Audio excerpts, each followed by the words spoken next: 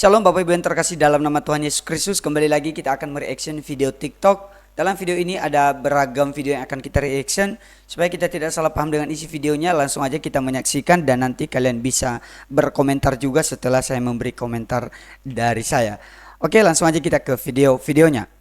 Minta tolong dengan sangat bagi teman-teman yang putar lagu-lagu Natal. Mohon jangan terlalu keras. Jangan juga dulu, karena ini masih bulan 10. Minta tolong sekali saya ini. Jangan dulu putar-putar lagu Natal, kasihan. Boleh kalian putar, tapi kalian konsumsi sendirilah lagu Natal. Tidak usah kasih-kasih keras, ya. Minta tolong. Kasihan, saya punya babi sudah 1 minggu tidak mau makan ini, karena dengar lagu Natal. Pas awalnya tadi Bapak ini ngomong seperti itu, saya kira dia alergi dengan lagu-lagu Natal. Ternyata ya endingnya itu lucu gitu, dia buat plot twistnya gitu teman-teman ya. Jadi makanya biasanya untuk nonton sampai selesai ya video dari Bapak seperti inilah. Di awal seolah-olah dia tidak suka gitu dengan lagu Natal, ya kita bisa salah paham. Tapi dengan endingnya, oh ada plot twistnya gitu. Kita next. Yang kalah itu ketika orang sudah begini terus masih begini-begini merasa paling hebat. Kamu yang kalah, dia yang menang. Tuhan Yesus tidak ngajarin itu pada umatnya. Atas pengorbanannya berani mengorbankan dirinya demi keberlangsungan umatnya, demi keselamatan pengisi buminya. Dia berani disakiti, dia berani menjadi orang yang ikhlas tersakiti. Kemudian dia pergi dalam keadaan tersenyum, tidak dalam keadaan meringis. Itulah pengorbanan yang tertinggi. Maka berhati-hatilah ketika kita menyakiti orang yang orang itu tidak melawan. Hati-hati. Kenapa? Dialah pemenang dari sebuah pertarungan. Hari itu memang seperti dia tersakiti, hari itu dia kalah. Tapi ingat, seluruh semesta menyaksikannya dengan penuh cinta dan rasa. Kau akan dihancurkan pada suatu saat akta kepongahan. Wow. Ya, Kang Deddy Mulyadi menyampaikan apa yang benar. Dan satu kalimat yang saya suka tadi itu, jangan mengganggu orang yang tidak membalas. Jangan mengganggu orang yang diam, seolah-olah diam lah istilahnya. Ya, karena di dalamnya ada kebenaran gitu. Kita lanjut pada video berikutnya. Jangan di skip teman-teman ya.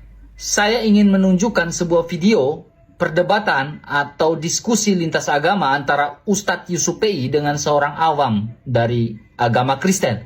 Ya, saya justru meragukan kualitas berpikir dari Ustadz Yusupei ini teman-teman. Sangat-sangat meragukan kualitas berpikir, kualitas nalar, kualitas logikanya, ya, kualitas wawasannya. Saya meragukan. Ya, kenapa? Mari kita tonton video ini. Kristen Marifat ini ya. Kok di WC juga ada Tuhannya bang? Juga ada Yesusnya? Kalau saya posisi di WC, ya Tuhan juga ikut di situ. Yesus ikut ke WC juga? Iya lah bang. Waduh iya. Lalu kalau Yesus ikut ke WC apa? Ngapain dia gitu? Iya. Aku bang. Hah? Selalu menjagaku. Oh menjaga, jadi ngawasin abang lagi BO gitu. Oke teman-teman. Jadi video ini teman-teman, di mana awam ya, orang Kristen yang awam ini ya dengan bahasa yang sangat sederhana mengatakan bahwa ya Tuhan itu ada di mana-mana. Ya, Tuhan itu tidak bisa dibatasi oleh ruang dan waktu. Tuhan itu tak terbatas. Tuhan itu omnipresent. Ya. Jadi bahasa yang sangat sederhana yang digunakan oleh awam Kristen ini. Ya. Tetapi Yusupei itu tidak percaya. Bahkan dia memberikan sebuah argumentasi, menurut saya itu sebuah framingan, bahwa apakah Tuhan juga ada di WC? Ya. Kita mengatakan bahwa Tuhan kita itu maha tahu. Tuhan kita itu maha melihat. Ya. Kita mempercayai itu. Ya. Tetapi mungkin Ustadz Yusupei ini tidak percaya bahwa Tuhan itu tidak bisa, Tuhan itu tidak mungkin masuk di WC. Begitu kan? Jadi Ustadz Yusupei percaya bahwa Tuhan itu tidak masuk ke WC. Tuhan itu tidak ada di WC. Tuhan itu tidak mungkin mengawasi manusia, kelakuan manusia yang ada di WC. Tuhan itu tidak seperti itu. Ya, mungkin pandangan Ustadz Yusupei seperti itu. Saya ingin memberikan sebuah analogi. sebuah ilustrasi kepada Ustadz Yusuf PI dan orang-orangnya. Ilustrasinya seperti ini. Jikalau ada seorang perempuan, ya, seorang perempuan ini, ya, mengalami, ya, diserang di dalam kamar mandi, ya, perempuan ini diserang dalam kamar mandi, dia mendapatkan musibah di dalam kamar mandi. Ya. Pertanyaannya, perempuan ini teriak minta tolong, Tuhan tolong saya, bisa atau tidak? Tuhan tolong saya, dia di dalam kamar mandi, bisa nggak Tuhan perempuan itu meminta tolong dalam kamar mandi? Tuhan tolong saya, ada yang menyerang saya, ada yang ingin berbuat jahat kepada saya, bisa atau tidak? Kalau ikuti logika berpikir dari Ustadz Yusuf PI, maka ya Tuhan tidak akan mendengarkan, karena Tuhan tidak masuk di WC, karena Tuhan tidak mengawasi WC, yaitu Tuhan kamu. Tuhan saya tidak seperti itu. Jadi kalau orang mendapatkan musibah di WC, Tuhan kamu tidak tahu apa-apa. Apakah seperti itu logika berpikir dari Ustadz Yusuf PI? Karena Tuhan kamu tidak mengawasi. Bahkan kelakuan kamu Ustadz Yusuf PI yang berbuat sesuatu di WC, apakah Tuhanmu mengawasimu? Tolong kau jawab. Jadi logika berpikir kamu itu bagi saya, ya apakah terlalu minim? Apakah kurang wawasan? Kau belajar lagi. Apa yang disampaikan sama Bang RK ya setujulah. Dan memang Yusuf PI itu dia belum memahami dengan baik dan benar tentang kekristenan. Buktinya kan dia tidak percaya. Kalau dia percaya ya pasti dia juga memiliki fondasi yang benar dan dia menyampaikan dengan benar. Tapi kalau hanya menyampaikan dengan berdebat seperti itu ya agak susah bisa dipertanyakan gitu. Kita lanjut. My brother, Vice Minister Israel, Benjamin Netanyahu. Yang saya mau komentari soal video ini adalah bukan saya mengatakan bahwa orang Papua itu salah atau sebaliknya saya tidak mengatakan juga bahwa mereka benar. Namun persoalannya adalah bukan siapa yang apakah mereka benar atau salah, tapi tentang hak mereka. Kalau mereka mau mengibarkan itu adalah hak mereka. Maka kita, contohnya saya, ketika saya tidak pro dengan mereka, ya saya juga tidak punya hak untuk melarang mereka. Karena bisa mereka mempertanyakan balik contohnya. Ya kenapa di daerah-daerah lain mereka biasanya mengibarkan bendera Palestina dan lain-lain. Jadi pola pikir yang baik itu memikirkan bukan masalah salah benarnya, boleh atau enggaknya. Dan bukan masalah, ini kan kalau alasan teman-teman yang membela ya, atau yang mempersalahkan orang Papua dalam hal ini biasanya lah itu kan musuh Indonesia gitu. Belum tentu, bukan. Bagi saya bukan musuh Indonesia. Mungkin hanya beberapa orang yang mengatakan itu musuh. Tuh. Walaupun dikatakan Israel tidak ada kemanusiaannya lah gitu-gitu, membela kemanusiaan. Bagi saya bukan soal itu dulu. Jika A memiliki pandangan A, B memiliki pandangan B, dan A tidak setuju dengan pandangan B, maka A tidak boleh memaksa B untuk mengikuti kehendak A. Tidak boleh. Walaupun bermusuhan tapi tidak boleh memaksakan. Jadi sama halnya jangan sampai kita memaksa mereka mengikuti kehendak kita. Jadi teman-teman yang berkomentar negatif ya bagi saya tidak tepat gitu. Kita lanjut pada video berikutnya. Islam sama Kristen itu hanya seperti dua orang anak, lain ibu, satu bapak gitu. Adalah benar ya dan amin bahwa iman kekristenan sama sekali tidak punya hubungan dengan iman Islami. Dan merupakan hal yang salah jikalau orang-orang mengatakan bahwa iman Kristen dan juga iman Islam itu seperti hubungan kakak beradik. Karena pada faktanya, baik iman Kristiani dan iman Islami itu punya esensi yang berbeda. Dan sekarang mari kita bahas dari perspektif kekristenan. Mengapa hal ini berbeda dan kita sama sekali tidak punya hubungan apapun dengan iman teman-teman Muslim. Aspek yang paling utama dan yang terpenting ialah mengenai perjanjian atau covenant. Jikalau kita melihat kembali kepada Kejadian 17 bahwa Allah itu berjanji memberikan berkat keselamatan bagi dunia, itu hanya melalui keturunan Abraham, dari Ishak dan dari Yakub atau Israel, sehingga Allah tersebut dikenal sebagai Allahnya Abraham, Ishak dan Yakub. Dan yang paling unik ialah bahwa Allah menjanjikan berkat keselamatan itu dan mengikat perjanjian itu hanya kepada bangsa Israel saja, tidak dengan bangsa-bangsa lain, menurut Mazmur 147 ayat 19-20. Dengan demikian kita dapat memahami bahwa Allah yang benar mengikat janji berkat keselamatan itu hanya kepada bangsa Israel, yang kemudian janji itu akan mengalir dari Israel kepada seluruh dunia. Ingat, hanya kepada bangsa Israel, di luar Israel itu tidak ada. Karena Tuhan menjanjikan berkat keselamatan, bukan menjanjikan agama. Nah, iman kekristenan merupakan iman yang berpusat dan berorientasi kepada seorang pribadi yang bernama Yesus yang disebut Mesias, yang adalah seorang Yahudi, dari suku Yehuda, dan yang paling penting dari bangsa Israel.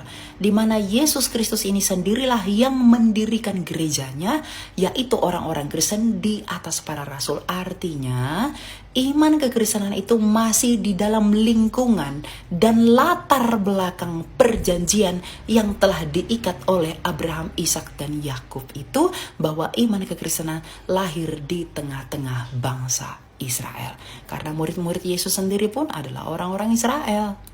Yang artinya orang-orang Kristen di seluruh dunia berhak menikmati berkat janji keselamatan itu, karena semua orang Kristen itu beriman kepada Yesus Kristus yang merupakan puncak dari janji itu. Makanya dalam Galatia 3 ayat 29 dikatakan, jikalau kamu adalah milik Kristus, maka kamu adalah keturunan Abraham dan berhak mewarisi janji Allah. Dan hal ini berbeda dengan iman teman-teman muslim, di mana iman mereka tidak terlahir dari bangsa Israel yang merupakan bangsa pilihan dari mana keselamatan itu akan datang. Melainkan iman mereka lahir di tanah Arab dan di bangsa Arab yang merupakan wilayah yang di luar dari tanah dan perjanjian itu. Sehingga menurut Mazmur 147 ayat 19-20, iman mereka sama sekali tidak mewarisi perjanjian yang telah diberikan sejak semula kepada Abraham. Yang artinya mereka sama sekali tidak mendapat bagian di dalam perjanjian yang diberikan oleh Allah kepada Abraham, Ishak, dan Yakub, yaitu janji keselamatan itu.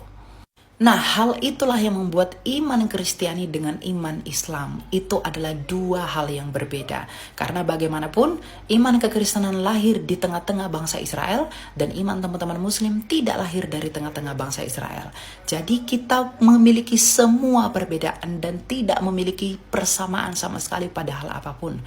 Karena ilah yang disembah oleh orang Kristen itu berbeda dengan ilah yang disembah oleh teman-teman muslim. Sehingga jangan ada yang menyamakan atas apa yang dianut oleh iman Kristen dengan apa yang dianut oleh teman-teman muslim. Tuhan memberkati. Memang Don Ditan ini pola pemikirannya dengan kekristenan, buktinya kan dia keluar dari agama Kristen, katanya kan dia mualaf. Ya justru itulah, karena dia mualaf, maka bagi saya sebagai orang Kristen sudahlah tidak layak dia mengajarkan tentang agama Kristen itu sendiri. Soalnya kalau dia memang betul-betul paham dengan agama Kristen, ya maka dia tidak akan lock out atau dia tidak akan keluar dari agama Kristen itu sendiri. Dia akan tetap memilih untuk percaya kepada Tuhan Yesus sebagai juru selamat pribadi dalam hidupnya. Ya sudah tadi disampaikan oleh Elia Maron, ya jelas berbeda. Itu hal yang berbeda, tidak boleh disama-samakan. Kita lanjut pada video berikutnya. Nah, hari ini banyak orang mengaku diri apologet. Mereka tidak mengerti apa-apa tentang iman Kristen. Mereka hanya pintar menyerang agama orang lain. Dan anehnya adalah mereka justru menganggap bahwa itulah apologet. Ya, dan orang yang melakukan penjelasan dan pertahanan iman itu tidak dianggap sebagai apologet. Jadi siapakah apologet itu? Yang pintar menyerang agama lain.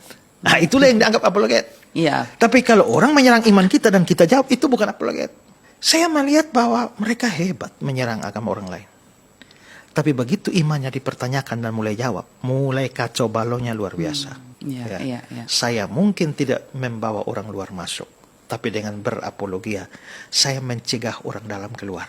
Yang saya agak lucu ya ketika mendengar video ini dari Bapak Esra Soru, komentarnya ini dikaitkan dengan Edis TV. Memang kalau kita lihat Edis TV itu biasanya yang menyerang, tapi Edis TV kan sering mengatakan ya pembelaan diri lah. Oke, terserah apa alasannya. Tapi saya mau melihat dulu dari Pak Esra Soru. Memang bagi saya apa yang disampaikan Pak Esra Soru itu benar, karena memang kata apologia itu yaitu mempertanggungjawabkan iman. Mempertanggungjawabkan iman artinya bukan masalah soal menyerang doang, tapi bisa mempertanggungjawabkan ajaran iman diri kita sendiri gitu loh. Apa yang kita percayai kita mampu mempertanggungjawabkan dengan baik dan tepat dan benar gitu. Jadi bukan hanya dilihat satu sisi. Jadi kalau ada yang bilang, oh berarti Pak Esra Suruh ini nggak baik. Kan ada yang bilang, begitu ya kamu Pak Pendeta, tidak seperti yang saya harapkan. Atau jangan-jangan ini sifat aslimu. Teman-teman mohon maaf. Dia ini bukan masalah membenci pribadi tertentu. Atau mungkinlah seperti yang teman-teman bilang, Edis TV. Karena Edis TV kan suka menyerang agama lain. Bagi saya bukan soal itu. Tapi dia menyampaikan, contohnya nih ya. Kalau oke lah Edis TV melakukan hal itu. Ada yang percaya kepada Tuhan Yesus, nggak apa-apa, itu benar, nggak salah juga. Tapi kan yang dimaksud oleh Pak Esra Suruh ya jangan langsung mengatakan kamu mengklaim dirimu sebagai apologet jika kamu sendiri juga tidak mampu mempertanggungjawabkan imanmu sendiri. Nah itu ya, itu yang dimaksud. Jadi karena apologet itu ya harus dua sisi, bisa mempertanggungjawabkan iman dan dengan mempertanggungjawabkan iman akhirnya bisa juga memberikan sebenarnya sih tidak dianjurkan untuk memberikan serangan-serangan, tapi memberikan pembelaan bahwa ya punya aku benar gitu loh. Harusnya seperti itu. Jadi saya bukan masalah pro dan tidak pro di sini, bukan. Tapi ya yang dia benar, yang dia akan sampaikan adalah Pak Esra Suruh sampaikan, ya itu harus dilihat dari dua sisi, jangan satu sisi doang. Oke, semoga teman-teman paham ya. Kita next pada video berikutnya. Ternyata ada perkataan la ilaha illallah dalam Alkitab.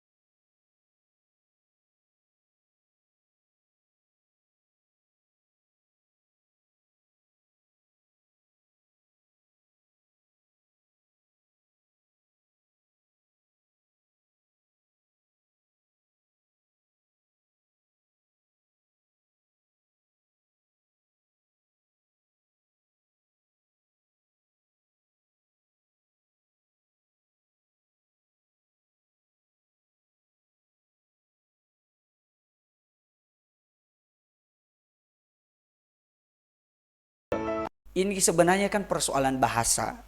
Ini persoalan bahasa. Karena orang yang ada di Arab sana juga, ya mereka memakai ya bahasa mereka untuk membaca Alkitab. Demikian sebaliknya harusnya. Karena ada beberapa ya, selain soal kata ini tadi ya. Contohnya ada di baju itu bahasa Arab tapi doa Bapa kami. Akhirnya ada orang yang bertanya, loh itu kok ada bahasa Arab? Jangan dia orang Kristen tapi kok dia pakai baju yang berbahasa Arab. Loh nggak salah, karena memang isinya itu kan di Alkitab gitu loh, bukan ajaran dari agama tertentu. Karena ingat bahasa Arab itu bukan menunjukkan bahwa itu pasti gitu loh agama tertentu. Itu kan bahasa, identitas dari sebuah negara, bahasa dari sebuah negara, bukan bahasa agama. Karena agama itu sebenarnya tidak berbahasa. Tapi ya terserah kalau agama tertentu mengklaim bahwa bahasa harus dari agama kami. Ya buktinya kan ada orang-orang Arab sana yang beragama Kristen dan mereka masih menggunakan bahasa Arab kok. Baik teman-teman, demikian aja video kita kali ini. Semoga kalian suka dengan video ini dan semoga juga kalian diberkati dan wawasan kalian atau wawasan kita semua dibuka melalui pandangan mereka yang beri atau yang ada di video tadi yang sudah kita reaction. Sampai jumpa kembali pada video berikutnya. Tuhan memberkati kita semua. Shalom.